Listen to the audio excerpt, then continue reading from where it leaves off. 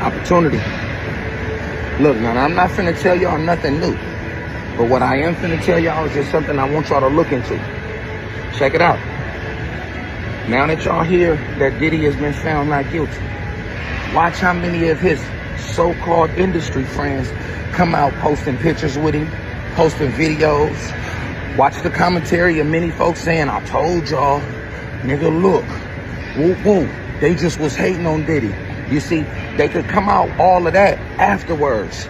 But during your trials and tribulations, during the time when the whole world is against you, notice the people that get away from you. Notice the people that won't stand side by side with you. I tell you this, now I've never been facing nothing that large of the allegation, you know what I'm saying? I've never been facing anything like that. But there have been things that people have thrown on my name, and there have been things that people have said about me, and there have been things that people will, you know, discuss in barbershops and the banter around their whole crew, right? And you see folks who will get far away from you. You know what I'm talking about? I went through some things when I was young in my career, getting banned from the radio, and there was individuals who I used to do songs for. I wrote hit records for people. I gave people anthems. I did verses for folks. I did a lot of stuff for people, and they had all kind of records with me, right? But the radio told them, hey, Fab is banned. I seen fools take me off songs just so they could get radio play. I seen dudes take me out of their videos. I seen dudes get on these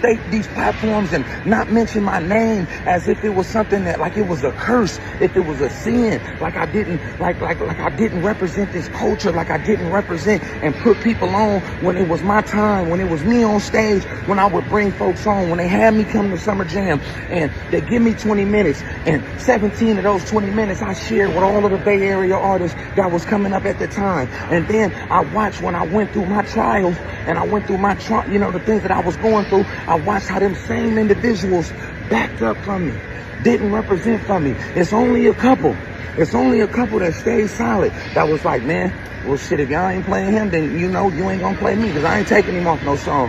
I give a big shout out to Band-Aid. I give a big shout out to a couple other individuals that didn't do that. But it was a majority of y'all. Some of y'all representatives, some of y'all spokesmen, they went quiet.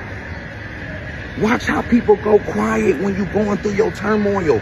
Watch how people go, they get silent. And like they say, like Martin Luther King said, it is not the voices of my enemies that I worry, because I expect them to say what they say about me.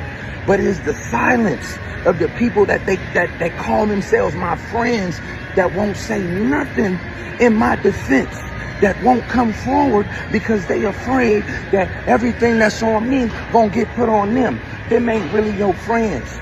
Like 50 Cent say, these industry niggas know how to pretend. You feel me? I know these niggas ain't my friend. These industry niggas know how to pretend. If I get shot, my phone will stop ringing again. I know how it goes. So I just saying, watch all these fake niggas. Watch all these blogs. Watch all these rappers. Watch all these people start posting pictures from them Diddy parties. Watch. I'm just telling y'all, man. And let this be a lesson.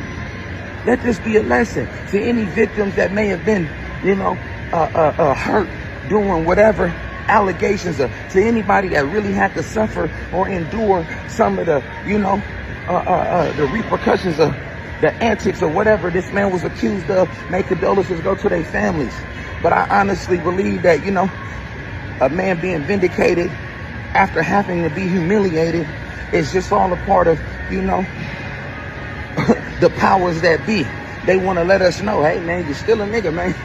You feel me? And we still run this, but we finna humiliate you and do all of these things. Like they say, man, they gonna put a black man through the dirt. You either gonna be boule, or they gonna call you gay, or they gonna say you a rapist, or they gonna call you a snitch. But they gonna put something on your name to make people dislike you before you hit that grave. And that's just the, you know, that's just the process. It's very, very rare and seldom that a black man of power and prestige will live this life and go unscathed of some form of humiliation, disrespect, and blacklist and backlash. But, you know, happy to see a man going home to his family. But this so much is about the fakeness around a man, how your support system dwindles, how we watch this man give people hit records for decades. How those same people were silent. They wasn't loud. And if they did defend them, they did it very quietly.